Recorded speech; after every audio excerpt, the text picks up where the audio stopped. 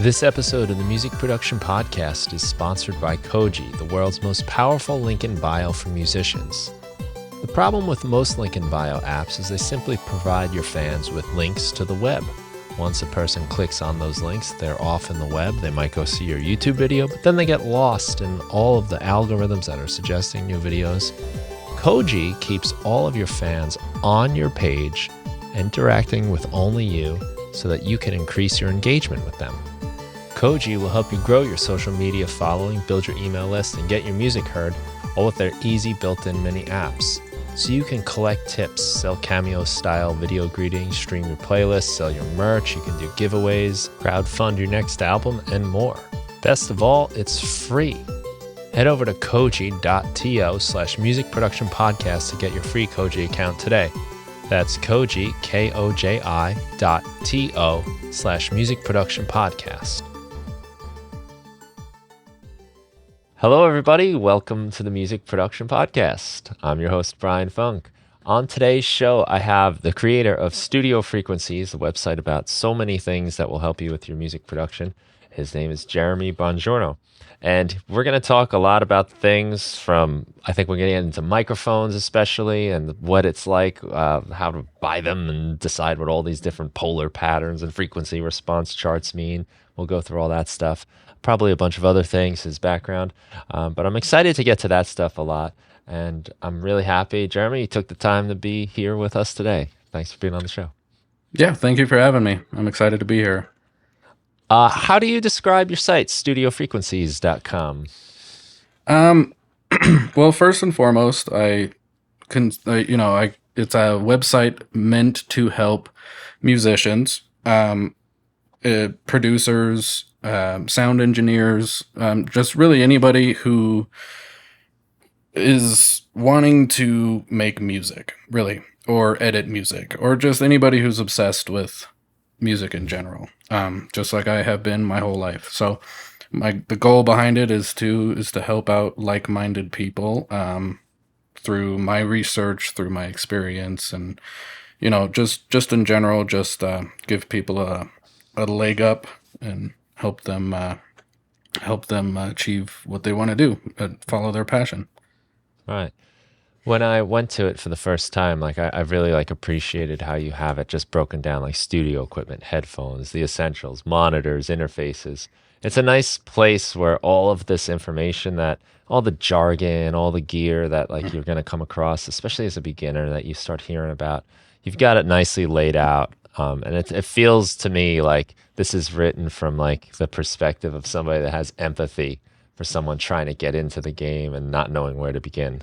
Right. I mean, the thing that's interesting is what I've had to do with the site is I've had to put myself in the shoes of somebody just starting out.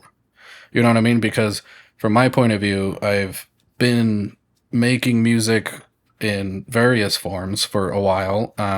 So I already know a lot of this stuff. You know what I mean? So I had to kind of step back, years, if not back to when I first gained my passion for music. I had to step all the way back then and realize, there is a lot out there for a true beginner. And so a lot of my articles are kind of structured in that way. The website itself is structured in that way.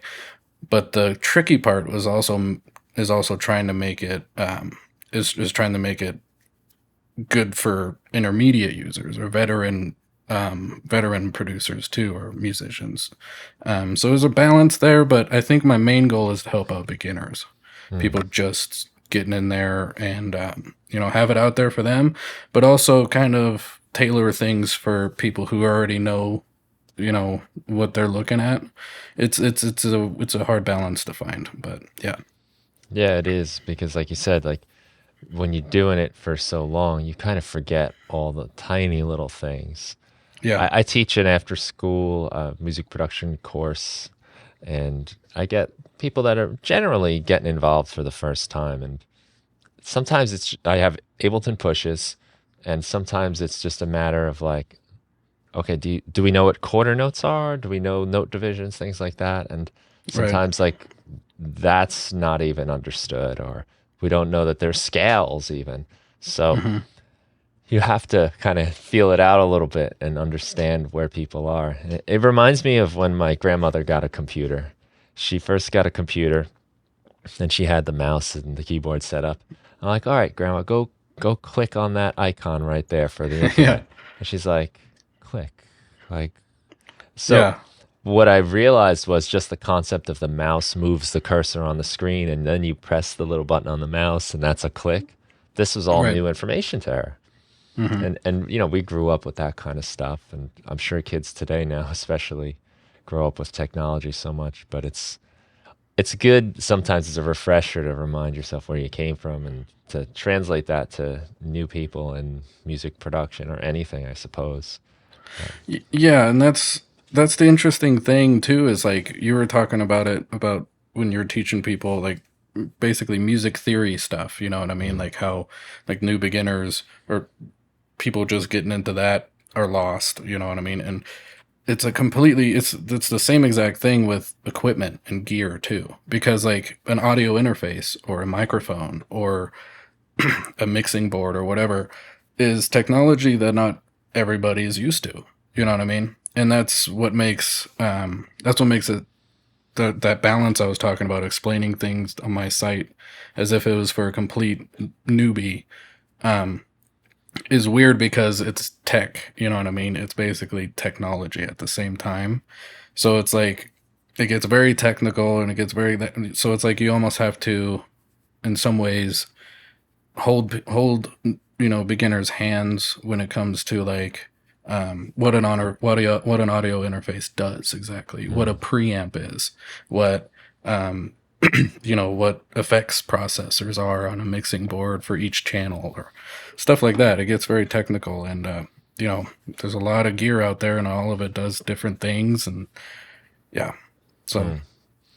By the time I got my first laptop for recording music, like I'd been playing music for, I guess, a good 10 years or so, and been recording on 4-track recorders. And I was like, well, how do I get my microphones into the computer?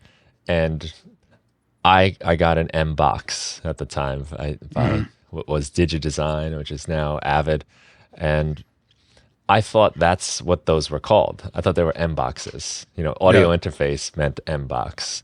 yeah, So it's like the Jello, I guess, Kleenex, Xerox brand name type of yeah, thing that happened to me. But even at that point, like I had been playing for quite some time, but this was just all new territory. And even just using yeah, a computer was all new for me too.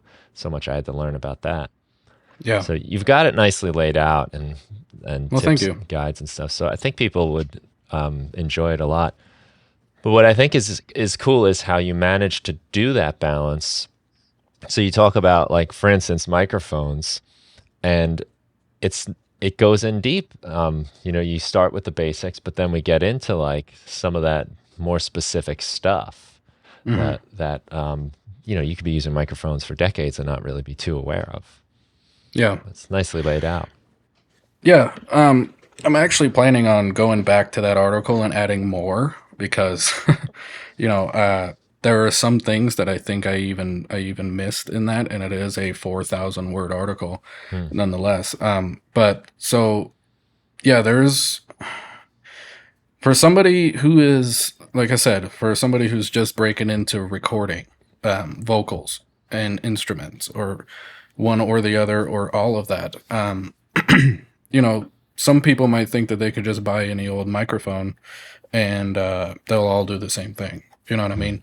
And I think that's a misconception that I've heard from people back in the day when I was in my band days when I played with a band.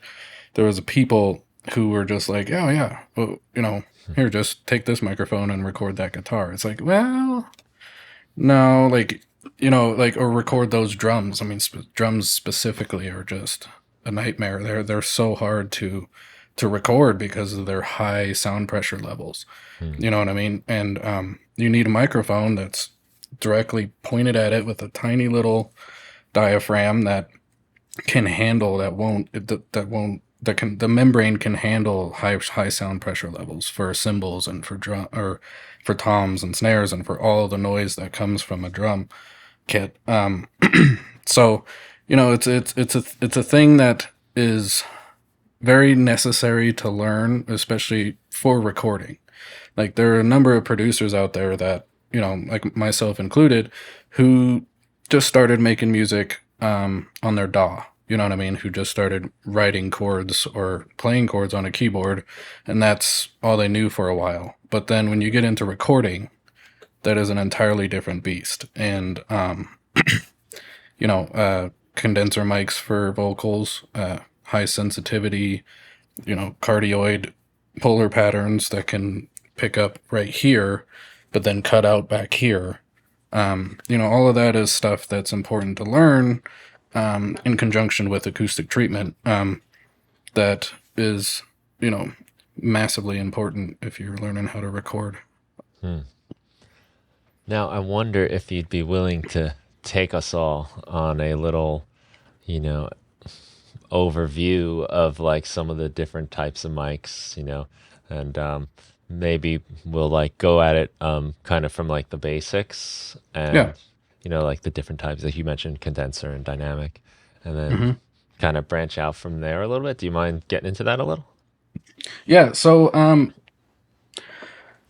uh, you'll see, you'll see a lot of information out there, a lot of articles similar to what I wrote, that break it down into numerous different main types of microphones. Some will say 4 main types or 5 main types. In my, from my point of view, there are 3 main types of microphones that you can use for music production or recording stuff in a music studio, specifically a home music studio too. Because you get into a professional music studio, that's an entirely different beast. But it's still, I think, even then breaks down to the 3 main types, which is condenser microphone, dynamic microphone, and ribbon mics. I think are the 3 main right now, most common in a music studio. There are some others that some people use shotgun mics, some people use other types, but I think that that's getting a little too advanced. But as far as like if you want to record vocals in a mic in a home studio environment or in a music studio environment, you need a condenser microphone. You know what I mean? That is very very sensitive. Because that's what makes condenser microphones so great for recording vocals is their sensitivity. They have a very large this microphone's a condenser microphone, and it has a very large aluminum membrane, very very thin aluminum membrane that's, I don't know, probably about that big. It's And like quarter. yeah, it's about a quarter size. And this one, they vary. Some of them are even bigger. Um, that is when you make sound waves with your voice, the tiny little membrane, it's a very very thin. It vibrates like this when it comes in contact with it, and it vibrates, and then from there it's turned into an electrical current, and then that is transferred to, in this case, my audio interface, because condenser mics require phantom power, and they require microphone preamps and all that kind of stuff in order to work properly, because of that big membrane and because there's so much going on in them. So that's what, all of that together is what makes them perfect for recording vocals. They can capture all the nuances in somebody's voice and a singer's voice. Um, they, they're very clear, they're very crisp. They have a nice tone to them. So that's why they're commonly used for vocals, and more specifically, large diaphragm condenser microphones. Ones like this. And I think one like the one you have there too. That's a This large is a diaphragm. dynamic, actually. This is That's a dynamic. Okay. the Heil PR40, and it's kind of like a Shure SM7. I think that's Mm-hmm. the idea, like the broadcast mic. So, Yeah. Yeah. but I believe it's Um. a larger diaphragm dynamic. Then.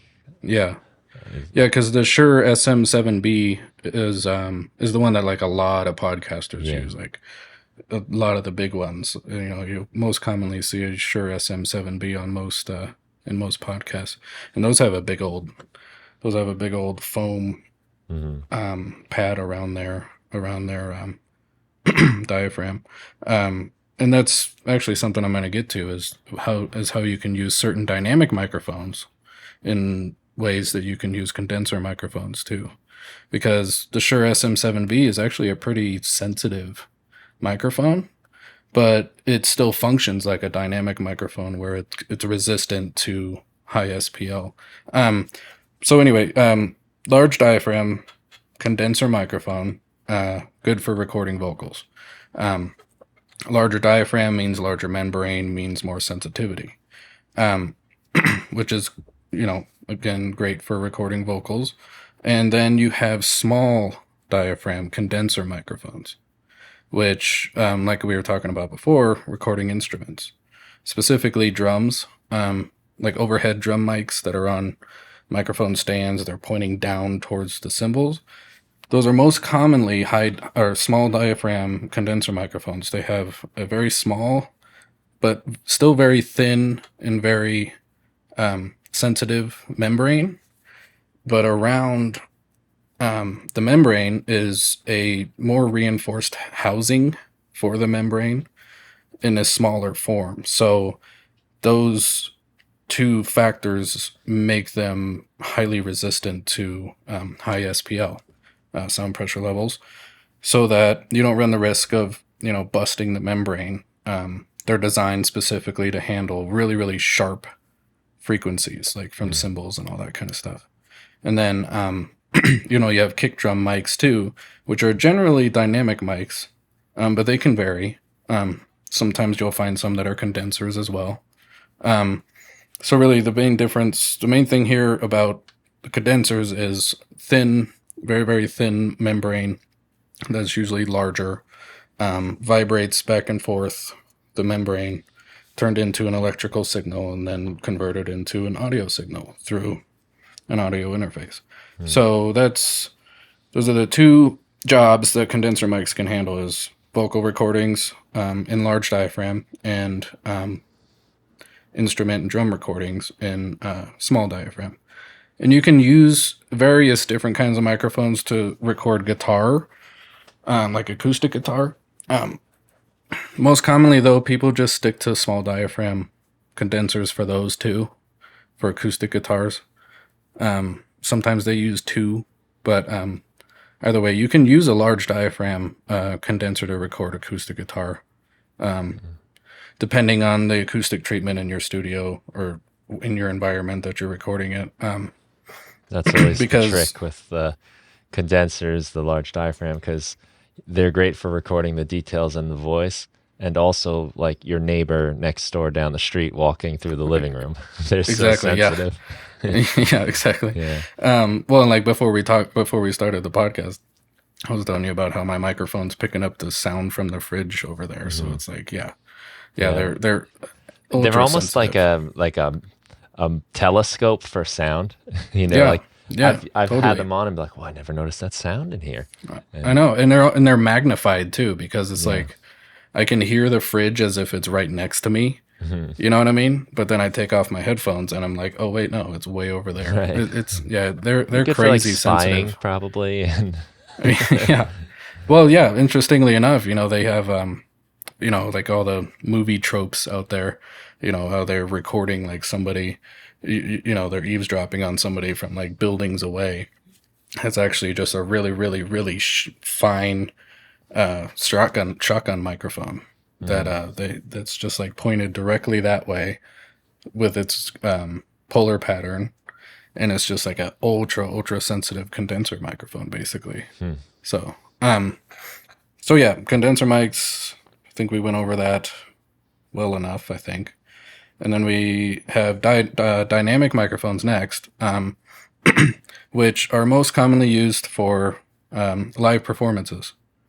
So I can't remember the name of that mic. It's the most common dynamic microphone you'll see. It's a Shure. Is it the SM58, SM58? Yeah, maybe the yeah, 57 too, but yeah. That one, those are what dynamics are really really good at, is live performances on stage with a lot of noise around them, and they can take a beating too. They're really really durable yeah, because the membrane mine it's have been through. I mean, you could just like drop it off a building and it'll be fine. Oh yeah, the vocalist in my old band, he had a SM58. It might have been a 57. It was one of those two, but his casing around it was just dented, just Yeah, completely that's probably the dented, and he's 58. It's got the big wire casing around it. yeah, Yeah, and it yeah, was mine is just too. all beat up. It's really ugly looking. Yeah, but it still works. Yeah, Yeah. I've had it a good 20 years. And Yeah. it's Oh been yeah. all I mean, over he the still place. has his. Yeah. Yeah. Yeah. It's crazy. So I mean, that's the reason that thing's yours and the old vocalist. The reason why those microphones still work is because they don't have a thin aluminum membrane. They have they have a different kind of membrane that works on two. It works almost like a magnetic current instead. It's almost like a magnetic current instead. So it's not a thin aluminum membrane. It varies. It's not just one kind of membrane in all dynamic microphones, but more generally, you make sound, and it's sitting in between right here, and then it moves up and down. Whatever the membrane would be, it moves up and down like this in between two poles around it. So it's completely encased too. So they're really, really, really durable. They can handle a lot of damage, and they can handle very, very high sound pressure levels. So this will make them good on stage for loud performances. And they're weirdly good at isolation too. Like, they don't pick up a lot around them because they're not as sensitive. They're not designed to be. They're designed to be like you screaming into them at point blank. But there's also like yours or like the Shure SM7B that are different. Like, they have bigger diaphragms. They have just a completely different design. I'm not sure the exact design of the Shure SM7B diaphragm, but whatever's in there makes it really, really good for broadcasting, and actually really makes it good for vocals too. There's a lot of people who use the Shure SM7B to record, fine, nuanced vocals too. So they're kind of dynamic microphones are kind of an anomaly. Like, condensers sit in their category, vocal recordings and instrument recordings, large diaphragm, small diaphragm. Whereas dynamic microphones, they used to be just in this category where it was like live performances only, and that's it. But over the years, they've kind of gotten more complex. So you can't really go wrong with a number of the different dynamic microphone options on the market. Like the SM58 that we're talking about, you're not really going to get like super detailed vocal recordings out of it in a studio environment, but the SM7B you can. So dynamics are kind of interesting. They're kind of an anomaly in that regard. And then the third type of microphone is ribbons. Now, for a long time, ribbon microphones were kind of obsolete for a very long time because they're very, very fragile. So they sit between, it has one big ribbon membrane, hence the name, ribbon microphone. So it's a thin piece of aluminum or other types of metal too, like in a condenser microphone. But they're typically circular in condensers, whereas ribbons are these, rectangular shaped membranes like this, and they sit between two poles as well. You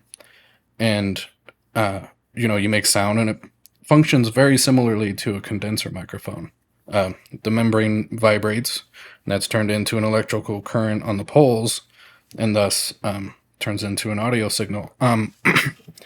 But they're very, very fragile because those diaphragms are massive compared to in a dynamic or in a condenser. They're really, really big, and they're really, really thin, and they're really, really fragile. So they're prone to breaking from high sound pressure levels. So for a long time, they were obsolete.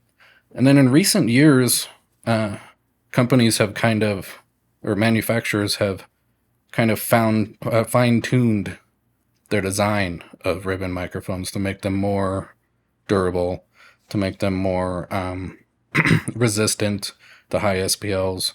And I think it maybe boils down to that they've thickened up the membrane a little bit. I'm not sure entirely. But Hmm. they've started to become popular again because nowadays, if you think about it, a lot of the most popular genres of what's on the radio now or, trending on Spotify or on the Billboard is stuff that's a little bit more lo-fi. You got lo-fi hip hop. The Weeknd song "Blinding Lights" is basically a synthwave song, Hmm. and it's lo-fi. So it's like lo-fi is starting to become entangled in a lot of different genres of popular music now, and ribbon microphones have a very warm, vintage tone to them. When you're really recording anything, not just in vocals, but with instruments too, they add this interesting tone to it, which is why I think ribbons have become more popular.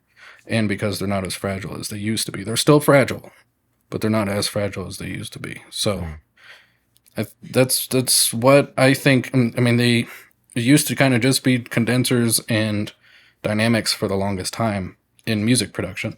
Um, but ribbons have kind of found their way in there as Hmm. well. Yeah, I've never owned a ribbon mic, and I've had very limited use with them. So, Yeah, they're yeah, also really expensive too. yeah, that's part Yeah, of it, you know, and yeah, knowing that they're delicate. I mean, look, my stuff in my place falls over every once in a while. It's just kind of yeah, inevitable. So I haven't gone really far with them at all.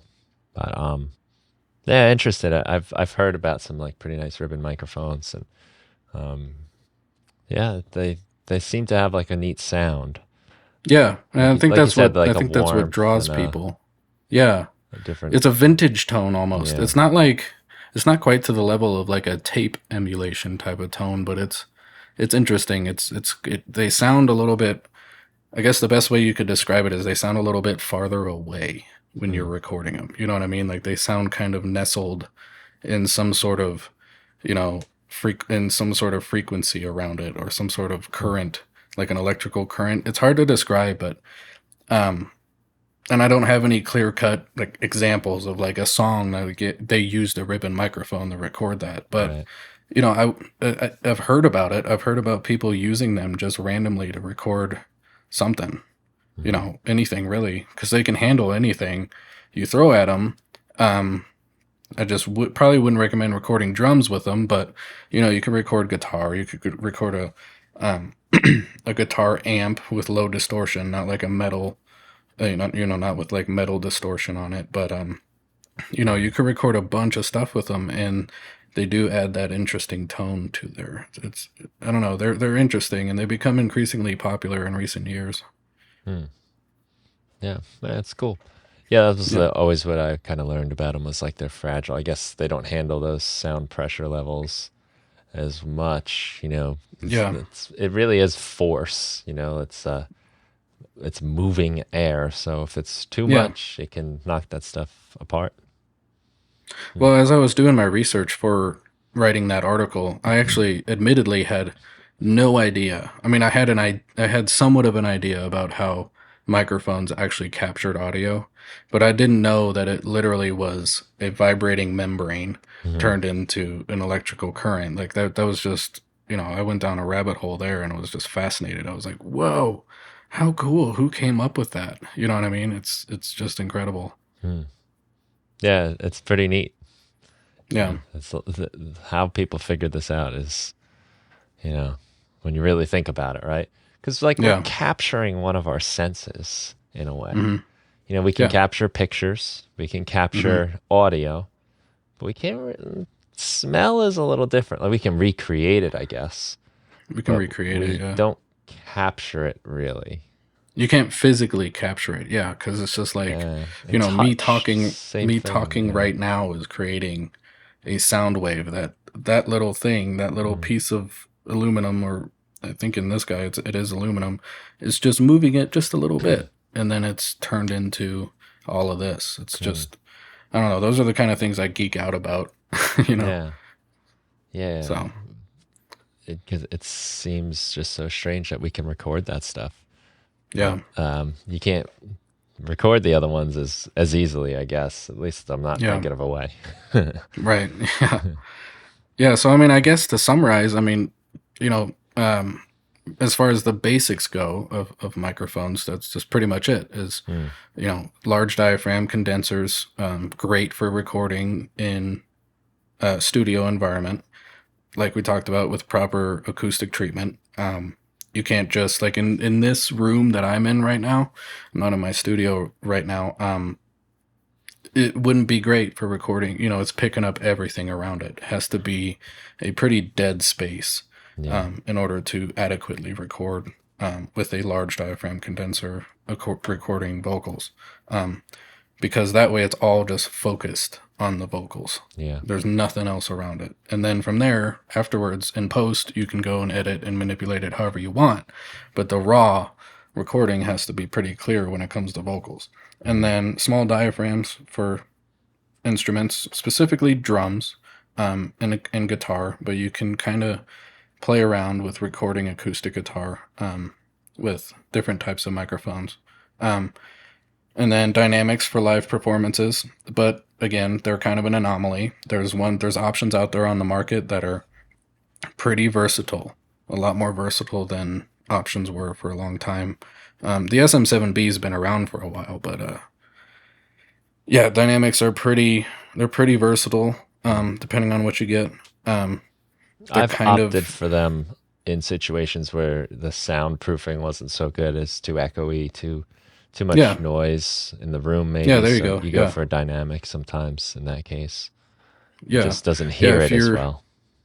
If you're at a point in your music production journey where you don't have a dedicated studio space with proper treatment, then you really you can kind of, but you want to start recording vocals or you want to start recording something, then you could opt for for certain dynamic microphones out there in the meantime until you get some treatment up. Then you can get a condenser and really level up your Mm. recordings. Yeah, and then ribbons if you want, if you can afford them, because they're expensive, and you can keep them safe and not throw too much at them, and you're looking for a lo-fi sound, warm vintage tone, then ribbons are a good choice too. They can handle a lot, but they can't handle to the degree that dynamics can, and they're not as nuanced as large diaphragm condensers. Um, but they're pretty versatile too. They can record a lot of different things because of that big old rectangular membrane that they Mm. have. So, yeah. Hmm. If you want to grow your social media following, you're going to need a link in bio. And there's no better link in bio platform than Koji. Koji has over 200 free mini apps that allow you to grow your social media following, build your email list, get your music heard, make money in minutes, collect tips, make cameo-style video greetings, create and sell NFTs, sell merch, crowdfund your tours. There's so much you can do on Koji, and your fans never have to leave your bio. And best of all, Koji is completely free. There's no premium plans, there's no upgrade fees, it's free. I'm using Koji right now to host a giveaway that you can enter to win my dollar store keyboard plus any Ableton Live pack from my store. This is the actual keyboard I use to make my dollar store keyboard Ableton Live pack, and it can be yours. Just head over to my Koji site, koji.to/music production to enter. The contest ends May 7th, and one lucky winner will get the actual keyboard mailed to them and get to pick any Ableton Live pack from my store. Go to koji.to/music production to enter.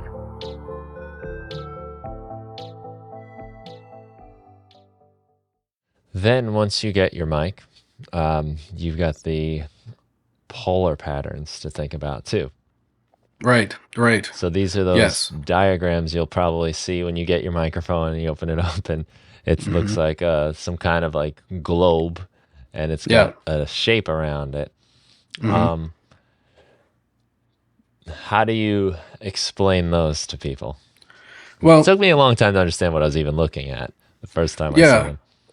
Yeah, it gets pretty technical pretty quick when it comes to talking about polar patterns. When it comes to recording in a music studio environment and recording music, vocals or instruments, it kind of boils down to just a few, just a subset of a few different polar patterns to keep in mind. Most commonly is cardioid, um, or hypercardioid or supercardioid. So cardioid is a heart shape.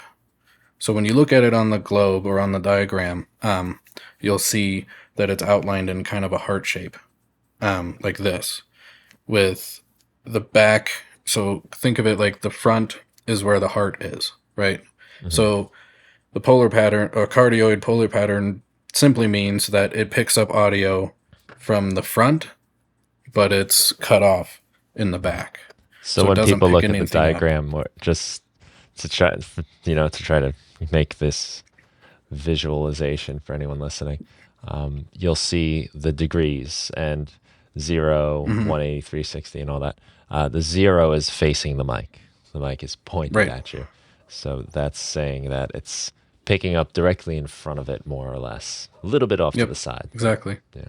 Yeah. Yeah, a little bit off the sides because, the sound waves will kind of bleed over a little bit.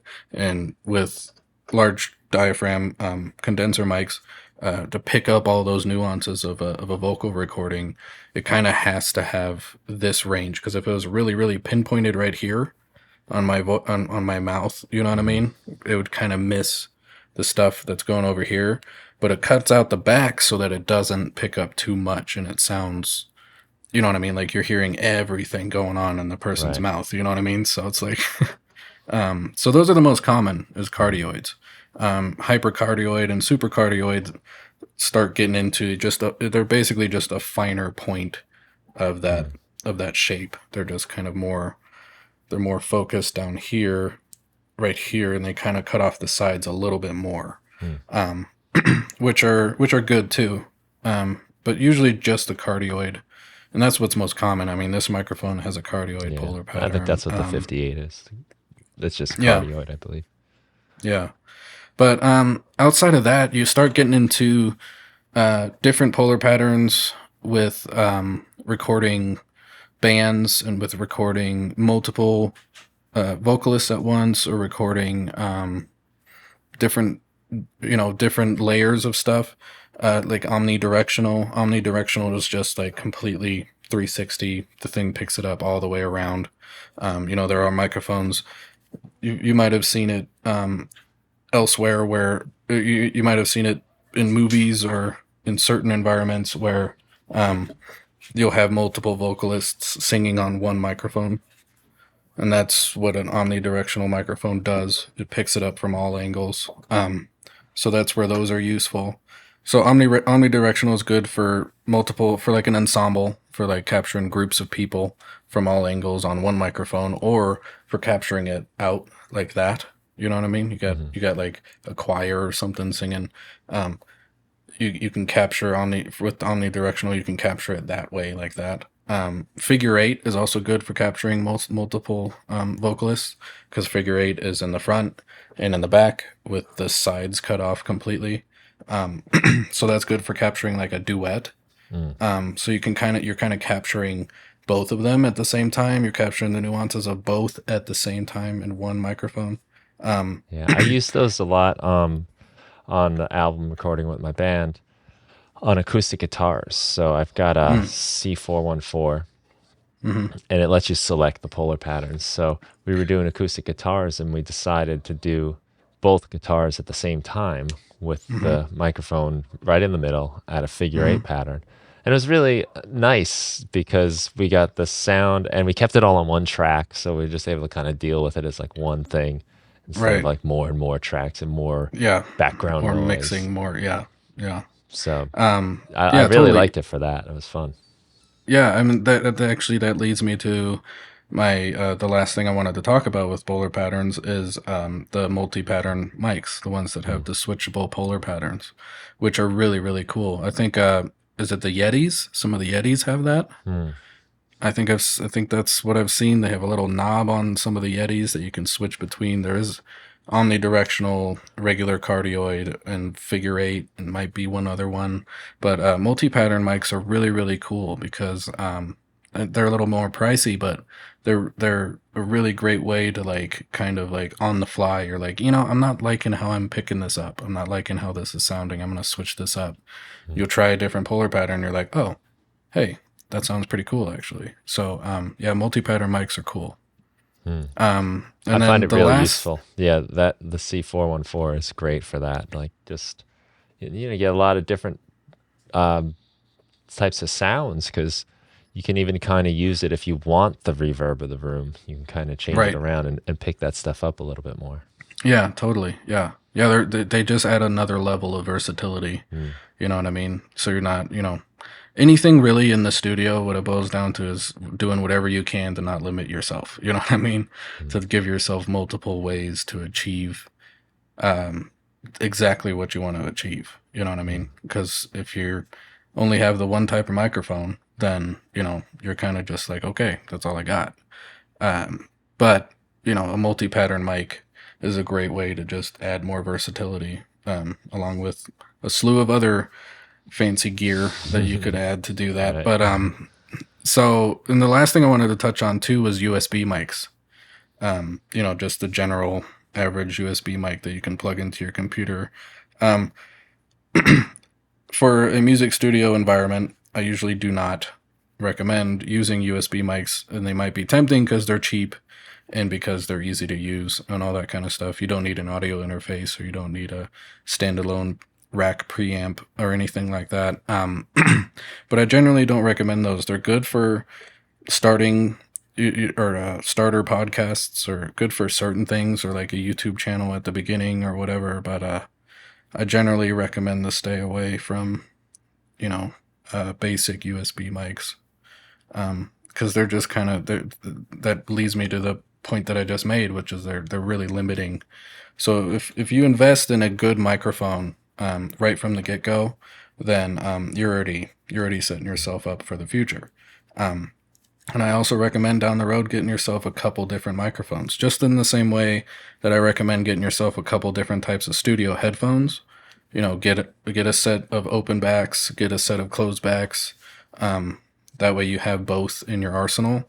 So you can use the open backs for mixing, and then you're like, okay, I want to go back and actually hear this track with no, I'm not mixing, I'm just tracking, or I'm just editing. Um, then you could just pick up your closed backs and put them on. Same thing with microphones. Um, it doesn't hurt to have a dynamic, and it doesn't hurt to have a condenser. Definitely doesn't hurt to have both. Yeah. So Well, yeah, you might think even like within that, right? Like having just a condenser, there's so much variety and all the different types. right. Because like when you look at every mic, it's got its own like frequency pattern that it picks up, right? It gives Hmm. you the chart, and you can see kind of like what frequencies it emphasizes, which ones are more Hmm. flat. And I think that's where like a lot of the character of a microphone comes in. And they have Right. like all kinds of software now and emulations that can kind of Yeah. supposedly get you there. I've never tried any of that stuff, so I don't know for sure. But Yeah. what I have found is that in a mix, if I use the same microphone over and over again, it's almost harder to get a little bit of separation in my sounds. Hmm. And sometimes I'll just throw in a mic, even if it's not as good technically for the job or just a cheaper microphone. Hmm. Sometimes just because it sounds different, it has a different place in the mix and it Yep. works out nicely. Yeah. Yeah. Totally. Yeah. It's just like with so many things Mm. in the studio. Same thing with Give it. guitars. A different Yeah. electric guitar just kind of hangs out in a different place in your mix. Yeah. Yeah. Totally. Because that's what it all boils down to, Mm. is in a good mix is separation. It's them everything living in its own Mm. frequency, so that it's not conflicting with something else. And We want separation, but we also want it to sound cohesive. We want it yeah. glued together, but we want it separate. Yeah. No Yeah. wonder it's so hard. Right. Right. Yeah. Yeah.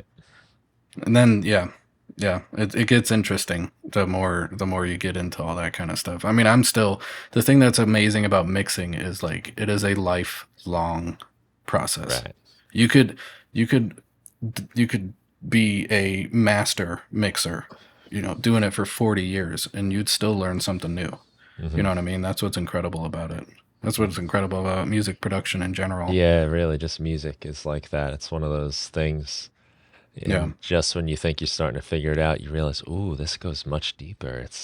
yeah, It's subtler than I thought, and yeah, it's like all of a yeah, sudden, it's like one of those dolls, with the doll inside it, but they don't yeah. get That is that the smaller. Like almost they get bigger as you open them up. yeah, yeah, yeah. That's a good way to put it. Yeah, that's a good analogy. That's Yeah. exactly what it is.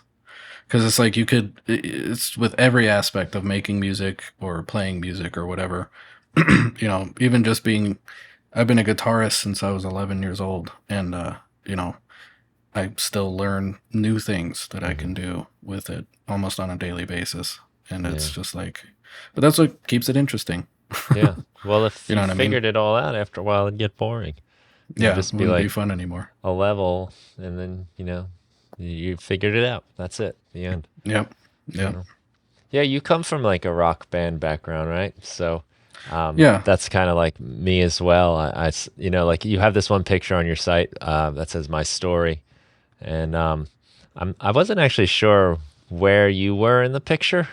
There's a So lot of funny, people, but funnily enough, I have my brothers have given me crap about that because I put that picture up and they're just like, I mean, that's a cool picture and all, but where are you? And if you look, my arm is down on the on the left hand guitar. side.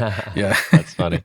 But but it looks I like it put could have been a picture I found in my collection of pictures from when I was playing in yeah, bands. Especially like when the places like this seem to exist. Like they're much harder to find now, it feels like. yeah, yeah. That was actually so. That was in a. It was called the Flux Capacitor. It was this basement venue in Colorado Springs, Colorado, Nice. and it was a place that we played quite often. It was a tiny little place, but man, was that place a blast! I Hmm. loved playing in that place, and that's why, even though I'm not in the picture in that one, besides my arm, I wanted to put it because it's just one of my favorite pictures ever from Yeah. all There's just a through. lot of sweaty people having a great Yeah, time, jumping up and down. I mean, yeah, those venues are, the the best. kind of do it yourself DIY thing where Yes. you just rent it out it's just a room really, that's all it has to Yep. going for it. and Yeah. and Yeah. you're allowed to invite all your friends and all these bands to play. I mean, Yeah. I mean, probably the best show. The best show. All of us together, all of us band members. I mean, we're long broken up now, but we still talk about one show in particular, and it was this show that we played on tour in Chico, California. Um, and it was just some guy's house up in the woods because our original show was supposed to be at a venue in Chico, but it fell through. Our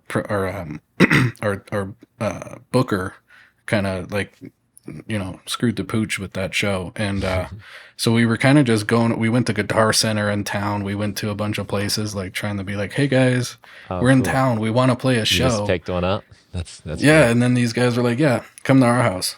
So we went up to this house in the woods, and they just like threw all of their furniture out in the lawn, and then just opened up their living room, and I swear there was 150 people packed into that tiny Mm, little house, and it was a disaster, but in the best way. It was just yeah. like so much fun. Everybody was losing their minds. It was still to this day my favorite show. Yeah, some of my favorite ones were in houses at house parties. Like Yeah, we we threw together like little tours going down the East Coast for just like a couple weeks, all booked ourselves, just reaching out to other bands. Really, that's how we did it. We just found other people and said, "Hey, if you're doing a show, you can get us on, and you ever want to come to New York, we'll set something up for you." It was a great way yeah, to just get shows and make connections with other bands.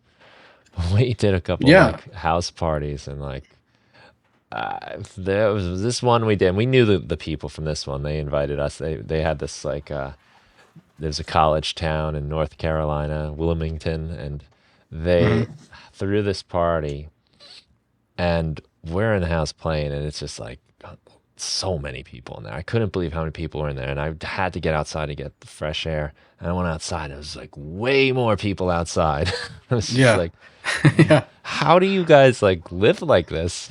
yeah, How is this allowed to happen? And I think the police did visit the next morning over garbage. yeah. Like But It's it's it was funny that you say amazing. that because that same show that I was just talking about, we played our set, and it's I swear between the time before we played our set until after we played our set, it was like the people just multiplied. Like when I went, like the house was tiny, and then I went outside, and it was just like a sea of people outside too. And I'm like, you guys weren't here before. Where did you come from? Right. Yeah, that's funny that you say that. Just Yeah, follow the sound or something. yeah, they must have heard it from down the street or something. Yeah. But That's yeah, cool. it was Those good are, times. like playing at like nicer, more official places, bigger places is great. It's a Hmm. lot of fun, but a lot of times there's like a separation from you and the crowd. It's Like not as intimate. Yeah, I love it when they're just like they're standing on the same yeah, floor as you and they're just on the yep. other side of the microphone and they're Hmm. all Yeah, packed in there. And like this yeah. picture you have is just like that. It's great. It's You can almost smell everybody's sweat. I know it sounds gross, but it's just like no, it's when you're up there beautiful. playing music and you're just like seeing everybody's eyeballs right here and you're smelling all the smells and you're just like, you're hearing everybody lose their minds. It's just like, there's Yeah. nothing quite like that. I haven't There's experienced anything like that to this day. there's a community power that just like comes over and it's like primal, it Yeah, really totally. it's from deep and long Yes. ago. Yeah, totally. 100%. And, I think music in general is one of those things that taps into that in Mhm. humans. I always say this, if aliens were to visit this planet, or say we all went away, the planet just went away, and there was some remnants of humans on Earth, I think that one of the things that another species or another alien life form, one thing that I think sets us apart is music. Hmm. I think that that's something that makes us truly special, and I Hmm. think it's one of the most beautiful things that humans do is make music. I mean art too. I mean, just general paintings and art in general. Right. But music is that thing that makes everybody move. Hmm. You know what I mean? It makes everybody want to dance. It taps into something. Hmm. Yeah, because compared to painting, say, like when you look at a painting, like it's there, and then it'll be there in 5 minutes, and it was there 10 minutes Hmm. ago. But music is now; it's happening now, Hmm. and it's going to Yeah, be over, and it doesn't even last at all. It's this travel through time, and totally. then it's just gone, and poof. Yeah, So it's got this like in the moment thing going on that I yeah. can't really think of too many other art forms that are quite like that. Well, it's like it's what's interesting too. It's like a very present, very now thing. Mm. But some songs make you think of the past Right, right. too, And time while you're travel, listening yeah. to them They in that remind moment, you and of then the memories you have. They bring you back to those yeah, and feelings. some songs inspire you for the future. You Right, know what I right. mean? Make you think of like where you So want to weird. be or your goals, but it's all still in that moment, but your mind is going Mm, everywhere, going in the yeah, past and in the future. that's a really good point. I haven't made that connection, like Yeah. that. I've thought about that, it brings back memories and makes you think of the future, and it's so present, but I haven't thought of how weird it is that it all happens at the same time. All at the same time. But if Yeah. just from the emotions of one song, what it does to, I don't know, your hormones or your Mm, or your something in your brain, it just I think it activates something else. I think it does. Because they say we only know, I don't know what the percentage is, but we don't even know our whole brain yet. Like right. scientists don't, you know what I mean? And that's like a well-known fact You see that we just don't like even completely colors understand glowing it. in the scans, Yeah. And I think general. that music maybe Yeah. activates something else, activates another level of our mind, Mm. um, that I think we still don't even understand yet. It, But it makes things okay too, like behaviors, like just dance and people moving mhm. around, and even if they're not really dancing, they're just kind of bopping. Have you ever seen any of these concerts or gatherings or clubs? I don't know what they are, but like where people have headphones on and they're all like Mhm. dancing and it's just quiet in the room. It's just quiet. Yeah. I have It's seen that. so weird. It It's is weird. because But like it's still, even though it's not external, the sound isn't external, it's all right here. yeah, It still becomes a community thing, yeah. The weirdly the enough. weird thing is, I guess, that when you take the music out of it, and you're looking at the same thing essentially, Yeah. It's so strange. When the music's playing, then it totally makes sense and we just get it. But it Well, makes you say behave in you ways you never would without say it. you're looking at that without a set of headphones, without listening to what they're listening That's to, what I'm talking right? about. You're just Yeah. watching a You're move, watching but it. then you put on a pair of headphones, listening to exactly what they're listening to. You immediately want to go over there and start joining in Right. and dancing. Yeah. You know what I mean? And I mean, without music, how weird would dancing be? You know what I Yeah. mean? Like someone just dancing to silence. It Hmm. would be kind of music is music the only thing it is. It's the only thing that makes us do that. It's the only thing that makes us. It's almost involuntary, like makes us move in that way because there's nothing else. I mean, just listening to birds chirping or listening to nature sounds doesn't make you dance per Hmm. se. So it's like it's just this involuntary thing that it's just like only music does that in Hmm. humans, and that's very interesting to me too. Yeah. Yeah, it is. It's bizarre because, yeah, those movements isolated from the music, you'd be like, what is that guy doing? What's that guy doing? Yeah. Like cavemen back in the day. I mean, like, Yeah. you know what I mean? Before they made the first, beat on whatever, because that's where it all started. Some caveman back in the day was just like, ooh, I like that. And that's something I like to think about too. Like, who came? Was it just a natural thing within us, Hmm. within a human being back then, that just started doing it? Is that how it originated, or I mean, it had to have been, right? I guess. I mean, I. It seems kind of weird to think that some cave person was just like, "Hey, watch this," and like made Yeah. a beat, and like everyone was like, "Yeah, Or was it you just found always the there music." too? Yeah, I don't You know know. what I mean? I don't think it was something that was manifested. I think it might have always been there. Hmm. Maybe. That's okay. Yeah, Hmm. we're getting deep I don't into the know. weeds there, I but wonder if that's something I there's think about. something we haven't found yet. Like, Yeah. because I guess we kind of had to find music, right, and discover it, and Yeah. In a sense, yeah. something else I we're don't know. missing. It's this is the places my mind goes Yeah, late at night when I can't sleep. that's funny. You know what I mean? It's interesting. So, yeah. You never know. So you were telling me that you want to start branching the site out a little bit into the direction of like music marketing and how to Mhm. get your stuff out there, which is a nice logical step from, okay, now you figured out how everything works and maybe now you recorded something. Mhm. And this is on my mind to some degree. Having just finished recording an album, like, now what? Now Right. you spent all this time making this thing, so what do you do now? So you want to do, like, is this like are you thinking like a redesign, restructure, or is it just like kind of like a new chapter that will be added to the story you're already put together on the site? It's just gonna be so it's gonna be a whole new direction that I go with the content itself. So Mm. I recently did do a redesign of the website to make it because I'm gonna add a lot more visual elements, a lot more charts, a lot more facts related to music marketing to just make it more visually appealing as opposed to how my site looked before. But yeah, it's just going to be an entirely new subsect of content that I'm going to start writing. That's going to be even more heavily researched. I usually would put out an article once a week. I would try to put out an article once a week, but nowadays I'm going to really, really, really dive into stuff, make things really, really thorough with a ton of research, like more research. I mean, I already do a lot of research, but I'm just multiplying it Mm. um, to write content that is just genuinely like a walkthrough or a go-to guide for people.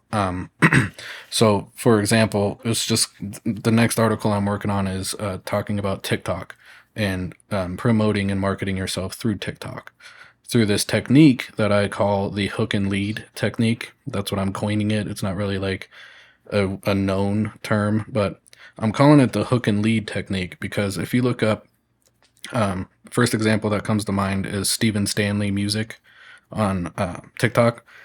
He has the bite-sized videos of him doing covers, like "Lean on Me" by Bill Withers or whatever of his style. He does a cover of his style but then, he obviously has a link to his YouTube right up underneath his profile. So you go to his YouTube and there's his original music on his YouTube. So he's got almost 1 million followers on TikTok. And, that's translated to, I don't know how many thousands, hundreds of thousands of followers or subscribers on YouTube, which then translates to monthly listeners on Spotify or on Tidal or whatever. So it kind of funnels like this, like TikTok's up here right now, going viral on TikTok's up here, and then it funnels down to your YouTube, funnels down to your Spotify or whatever else. So you hook them with your bite-sized videos, with your covers. You can use humor. I've seen a lot of producers who do these ridiculous mashups, you know what I mean, being funny. But then they have great original music. So they hook them with that, and then they lead them on to their original stuff. So that's going to be my next article. So I really do have to do TikTok, huh? Well, I've downloaded it, right? And like I opened it up and I was like immediately aware of how addictive it was going to be and how much of my life I was about to give up. So I was like, nope. Now I was like threw my phone away from myself. Like, this is not going to be a good idea for me. But it really is. I mean, like so many people obviously use it, but what some artists have been able to accomplish with it is really awesome and incredible.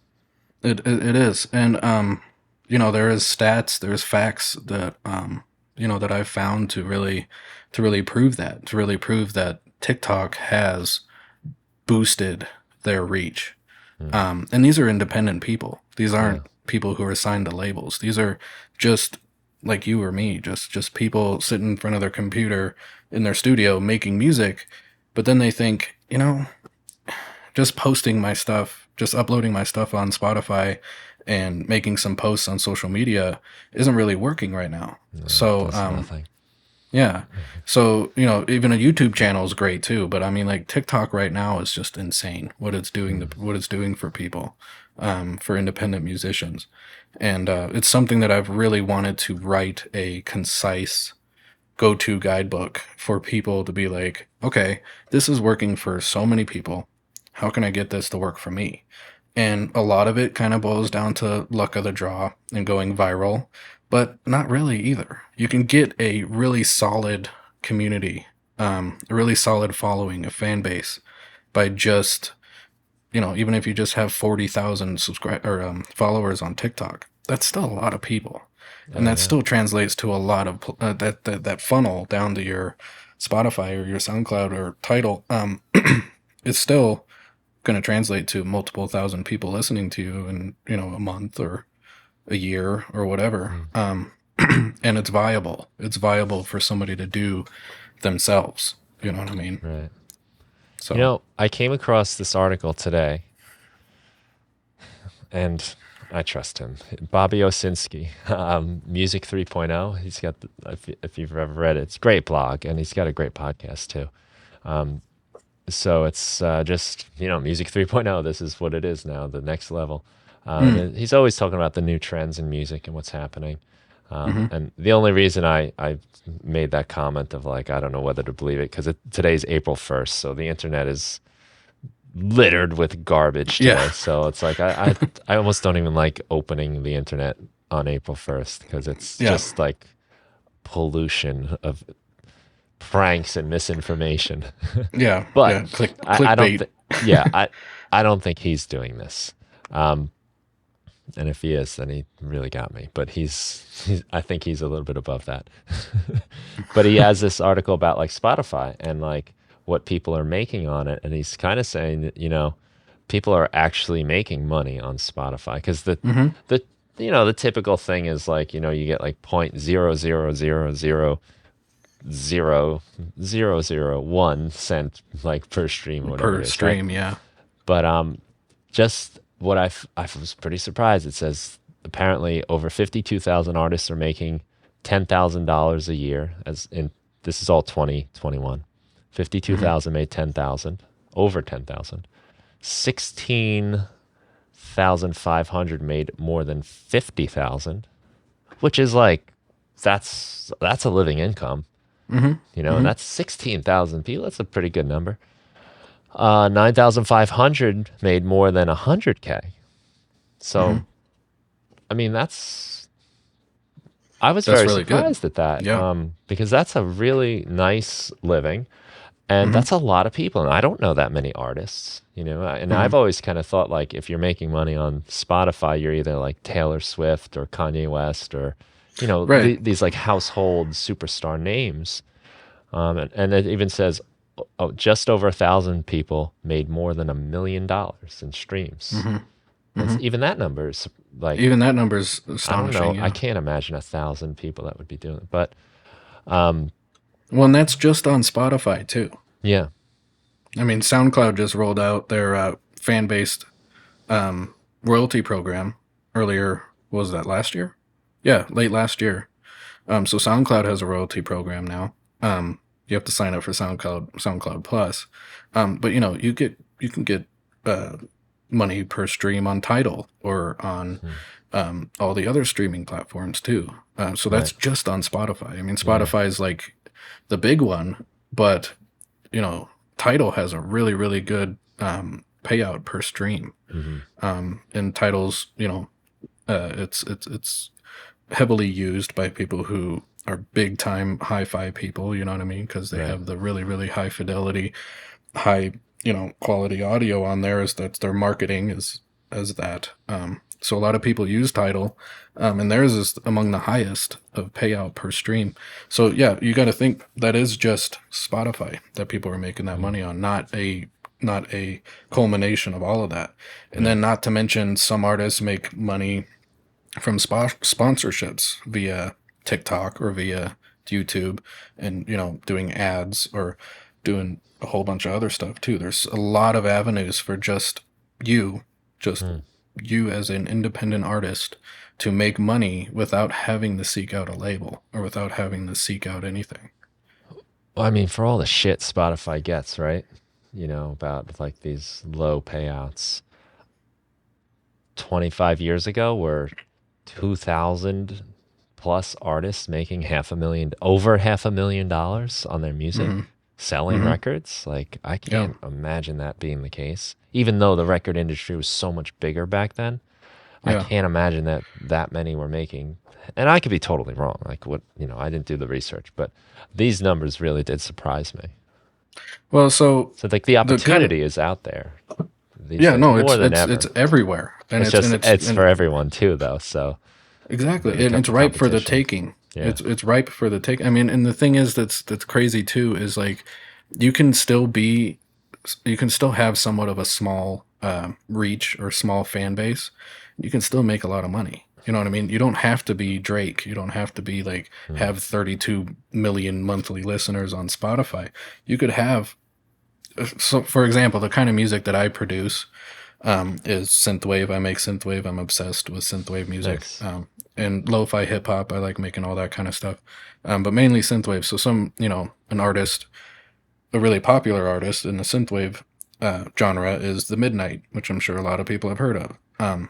They have just under 1 million monthly listeners. I think they're at 800,000 or 900,000 now, and they're still, they're wildly successful. And we're talking monthly listeners too, so those amount of streams that they get adds, it's not just the month, it adds up over time. So it adds up really quickly, even though Spotify's payout isn't, when you look at it, you're like, what, that's nothing. It adds up quickly.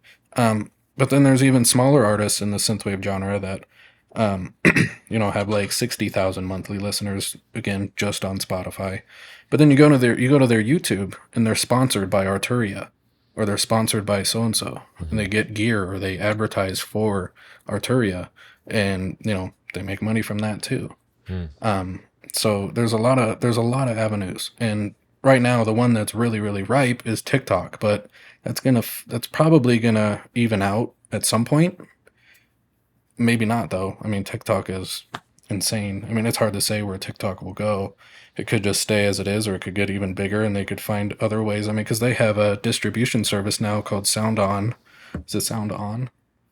I can't remember, but they just started a music distribution service. Hmm. Um, in their name, in TikTok's Interesting. name. Yeah, so there's Well, so but you're many. right. Like the trend is that this stuff sort of moves on. Like it was MySpace, Facebook, Instagram, Snapchat, and then now, so like there were different hot spots for people, and right now Mhm. it's Yeah, only, I guess, wise to assume that that could change, yeah, in the next and few it, months or years. but I think the one thing that won't change is the ability for independent artists to make a living from their music, to do something with their passion. Because I can't think of another time in history that the climate of the music industry was how it is right now, Hmm. where, you know what I mean? Because for the longest time, it was you had to get a label to be put on CDs or to be put on this, hard copy CDs or whatever. Hmm. They would do your marketing for you. They'd promote you. They'd book tours for you, whatever.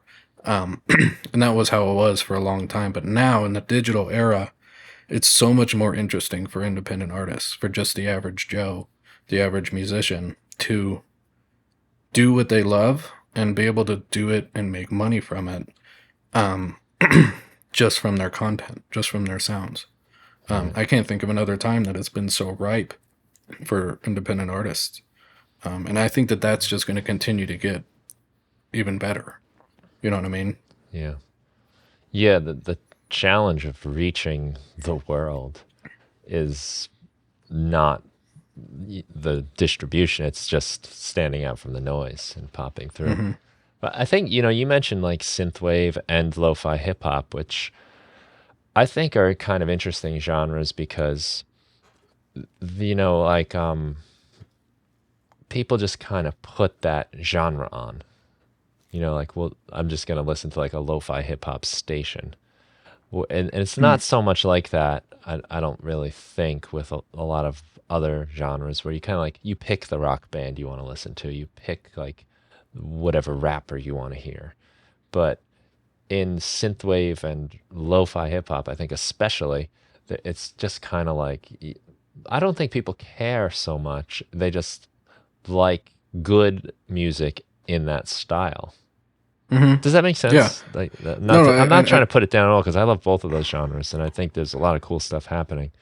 But no, I yeah. totally understand what you're talking about because what I've done in recent months, because I kind of was listening to a lot of the same synthwave artists for a while, and then I just started going to people also listen to Hmm. down underneath artists that I was following, and then I've just been finding new artists literally every week, just in synthwave, Cool. and in lo-fi hip hop, and in the band I was in was we were a hardcore band, melodic hardcore. So I find new metalcore bands all the time, or hardcore bands, or all that kind of stuff. Um, and yeah, you can put on the radio, like you said, the radio, like the midnight radio or whatever, and then it'll pop up with a bunch of recommendations. Your playlists, you can now enhance your playlists on Spotify, and it shows you artists within that genre that you might have not listened to. um, so like I said, I'm finding artists that have 30,000 monthly listeners, 15,000 monthly listeners on Spotify, and I'll go to their TikTok or their YouTube, and they seem to be still making, maybe not full-time money, maybe not job replacing money, but they're making something from their music. And you know uh, it's not just, there's so many genres like that right now that you can just kind of put on and listen to, because there's just a multitude of artists now out there. Hmm. Like every genre has endless amounts of artists putting out music, which is another thing that's crazy about the digital era. Is just like it's so easy for people to, you know, follow their passion and follow making music, record themselves, and pop it up on Spotify. Yeah. And then if with just a little bit of marketing, they could skyrocket that even more. Mm. Well, I'm excited you're gonna break that down for us a little bit and give us the simplified guides and stuff, because I Yeah. think really, like, if you consider what you've done for the music production stuff and just like, the article on microphones that we originally were discussing, you start at kind of the beginning, the basics, the mouse moves the cursor on the screen type Yep. stuff. Yeah. I think you could be so proficient in writing music, recording music, and that, and then just that's where you fall flat. Hmm. And it's sort of the, I guess, the catch that we have, that we can get our music everywhere, but now we don't really rely on these other people to do it for us and the labels. We have to just do it ourselves. So Yeah. that's a big hurdle to figure out where to start, how to put your time and energy and money, I guess, too, into that promotion. So I'm looking forward Yeah, to and your breakdown on that. it's not as daunting as you think either. I mean, it's I have one article that I've written. I wrote it last year.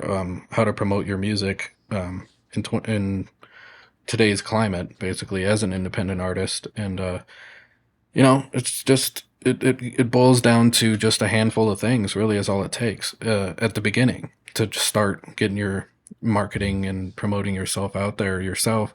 You know, it's as simple as getting a Squarespace website made, for your band, for your artist self.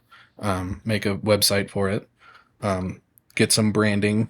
Pick a logo or something like that. Pick a color scheme. Brand your website around that, and then make that your central hub. Make that your hub of where your artist self lives. Mm. Is your website. Doesn't take that much money. It doesn't take too terribly long. And then from there, you have your branding, you have your central hub. You can make an electronic press kit, um, that kind of lays out your story, what genre of music you make. Just tells more of your story as an artist, so people can go there and see what you're all about, see who you are. Press kits are great for not just the press, but they're great for venues if you want to book a show somewhere. You can tell them what gear you need, what type of stage setup, and all that kind of stuff. And then, from there, it's just branching out and buckling down on social media. Um, Facebook isn't as relevant as it used to be for promoting yourself as an artist, but Instagram still is, obviously, TikTok, and then, a YouTube channel. Um, and the TikTok thing is interesting. There's so many things you can do with it, but I'll leave that for the article I'll end up writing. So I guess everyone can just come check that out. But Cool. yeah, it's not as daunting as you think, and it's not as time consuming. I mean, I understand independent musicians, producers already do a lot. They're making music, but Mm. it's something you can chip away at over time. Dedicate like an hour a day to making a website, and marketing and promoting yourself. Couple hours a day if you have a YouTube channel or two TikToks. Um, spend an hour and a half or whatever making a short TikTok video. Maybe spend another hour making a YouTube video, another hour editing it. Just here and there, you can chip away at it over time, um, and then you can still make your music. So Mm. it's all entirely realistic. Yeah, well, that's everything, right? A little drop in the bucket on a consistent basis fills the bucket. Yeah, exactly, Mm. exactly. So Anytime, like lunch time, you're thinking, is that gonna just depend on how long it takes to put it all together, or do you kind of have like it mapped out? what's that? Well, Oh, the just when you want article. to like start, yeah, exactly, yeah, publishing some of that stuff. Oh, yeah. So right now I'm still working on the redesign a little bit. I'm improving the structure of the website even more with those categories you were talking about. How I have things broken down in the studio equipment, studio furniture, um, keyboards and MIDI, and tips and guides. So I'm working on making really, really nice, polished hub pages for each one of those categories. While on the side, like while I'm at work, even, I've been doing some research, doing all that research that I was talking about for making those in-depth articles. The TikTok one is the one I'm working on right now, making charts on Canva and all that kind of stuff. So I'm doing a whole lot right now. But I'll be finishing up with the redesign here soon, and then I'm hoping. My goal is to get that TikTok article done by the end of April. And Cool. then from there, I'm going to be starting to post those. that new type of content that I was talking about, the really, really in-depth stuff, helpful, very, very, very helpful stuff is the goal with it. Maybe once a month, Nice. dedicating myself to giving myself a whole month to put up some very, very good content. So Right. it'll be a slow drip, but they'll start coming out here soon. So Well, that's excellent. I look forward to that. And thanks for yeah, doing that well, for everybody, helping people out. yeah, I'm trying to find time to do all of it while planning a wedding too. So Oh, boy. yeah, we're Yeah. doing that in August. So Oh, congratulations. Very yeah, nice. thank you, thank you. I'm excited. Yeah. And planning is stressful, but It'll be all worth fine. it. You'll have a great Yeah, day. yeah. Just I'm make looking sure you forward to enjoy the just day when it drinking. comes. Don't get too caught up on what didn't work out and what didn't. That's what everybody's telling me. They say just focus when the day comes. It's Just easy to focus miss it. on that day. So, Yeah, that's what I've heard so many times. right. So yeah, Awesome. Jeremy, thanks so much for taking the time to talk. It was really great. of course. I appreciate thanks for having me, man. that information on microphones, and I'm sure that's got to be helpful to a lot of people. Just give them a better idea of when to use what projects, what instruments. It's good. Yeah, like I said, I'm gonna probably go back to that article and add even more to it at some point, but I'll squeeze that in at some point. Nice.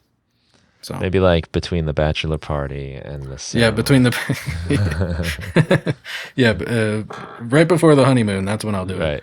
it. Hold on, we're gonna miss the plane. Yeah. Well, cool. So Well, thanks for having me, man. Oh, I'm my really pleasure. excited to be here. Yeah. This was great talking with you. Yeah, it was a lot of fun. So let's tell people about studiofrequencies.com. Make sure you go there. There is really a lot of great information here, a lot of helpful stuff. If you ever just need to know, like, what kind of headphones to get, should I get in-ear monitors, audio interfaces, breaks it down really nicely. It's nice to have all that stuff in one place instead of trying to piece it all together. Yeah. So it's really cool you're doing that. And thank you again. Go to studiofrequencies.com. And everybody have a great day.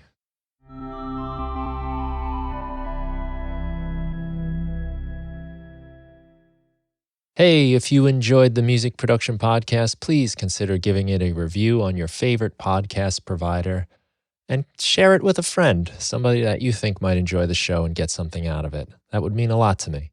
And if you want to check out more of my work, including sound packs, tutorials, etc., head over to brianfunk.com. Thanks so much for listening, and have a great day.